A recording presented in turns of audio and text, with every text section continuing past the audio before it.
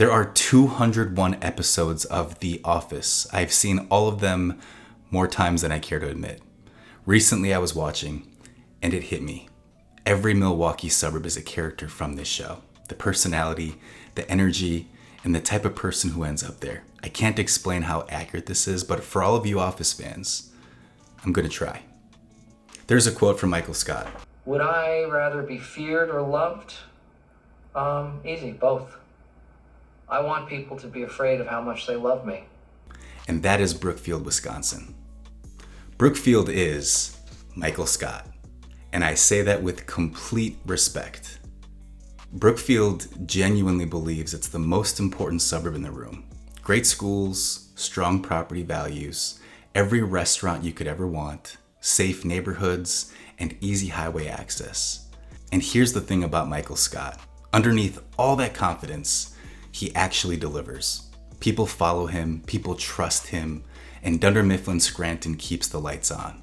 That's Brookfield, Wisconsin. It's not subtle about how good it is, but it backs it up every single time. You know the person who's good at everything, looks great doing it, and doesn't even seem to be trying? Well, that's Wauwatosa. Wauwatosa is Jim Halpert.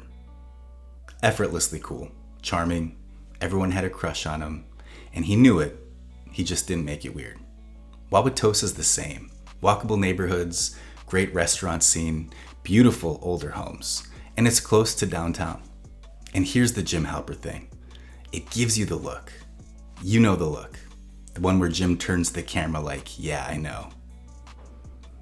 Wauwatosa knows it's desirable, and it prices itself accordingly. You're not getting a deal here, you're getting quality, and you're paying for every bit of it. Pam figured that out eventually too. Now when I bring up West Allis, people always make a face, and you know the face. It's quick, they try to hide it, but that face is wrong. West Allis is Dwight Schrute. Nobody took Dwight seriously. He was intense, he was different, people made jokes about him, and Dwight didn't care because Dwight knew something everyone else didn't, and he was usually right. West Allis is one of the best value plays in this market right now. More square footage, more lot, and a community that is fiercely, unapologetically proud of itself. Dwight once said, "Whenever I'm about to do something, I think, would an idiot do that? And if they would, I do not do that thing." Well, sleeping on West Allis, an idiot would do that. Now on paper, Andy Bernard seemed totally normal. He went to Cornell, sang in an a cappella group, nice guy. Did I mention he went to Cornell? But then you get to know him and you realize this man will challenge you to a duel. He will show up to work in a tuxedo. He punches holes in walls. Pewaukee is the same way. From outside, nice lake, cute downtown, good suburb, totally normal. And then you see the boat parade and the ice fishing and the people who have lived there for 30 years and will not stop talking about the sunsets. Fully committed, zero self-awareness, absolutely unhinged about it. And honestly, it's kind of incredible. Stanley Hudson clocks in, does his crossword, doesn't participate in Michael's games, goes home at exactly 5 o'clock. And somehow, Stanley Hudson is winning. New Berlin is Stanley Hudson. Nobody's making YouTube videos about New Berlin. Nobody's fighting over the zip code. It's not trendy. And the people who buy there are getting a genuinely great deal on a genuinely great suburb, and they're not telling anyone about it. Great schools, solid homes, reasonable prices, quietly outperforming what people expect. Stanley figured something out that everyone around him was too busy to notice. New Berlin figured out the same thing. Elm Grove is Angela Martin. That's it. That's the whole thing. Pristine homes, manicured lawns, an extremely particular set of standards that not everyone can meet, a quiet judgment if your shutters are the wrong color. Angela didn't need to explain herself. Her expectations were simply too high. And if you couldn't keep up, that was your problem. Elm Grove is kind of the same way. One of the smallest, most expensive, most particular suburbs in this market. If Elm Grove is your speed, you already know. And if it's not, Elm Grove already knows too. Now, I don't think people talk about Phyllis enough, and I will die on that hill.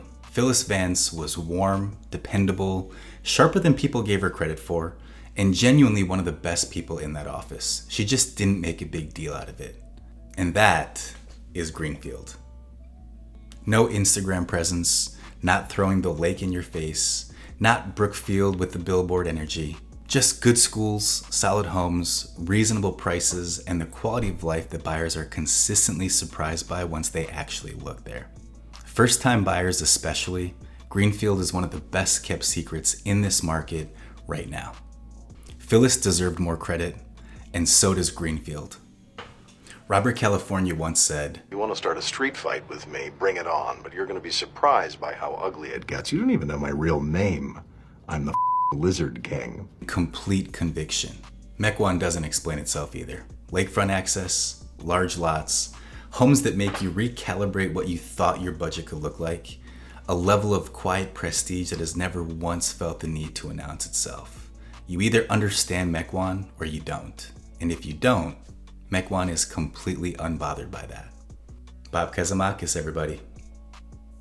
Creed Bratton is one of my favorite characters. I don't fully understand Creed, but nobody does. And that's kind of the point. Creed has been at Dunder Mifflin longer than anyone can verify. His past is mysterious, and he is having, by all accounts, a fantastic time. Hales Corners is Creed Bratton. Small, tucked away. People who don't live there aren't really sure what's happening there, and the people who do live there would never, ever leave. I'm not saying Hales Corners is a cult, but the people who live there are very committed. There you have it, 9 suburbs, 9 characters, and I stand by every single one of them. Drop your suburb in the comments and tell me if I got it right. Honestly, might be more fun if I got it wrong. And if you're actually trying to figure out which of these suburbs fits your budget and your life, that's exactly what I do. My info is in the description. Thank you for watching, and remember, whatever move you make next, make sure it's a smart one. See you next week.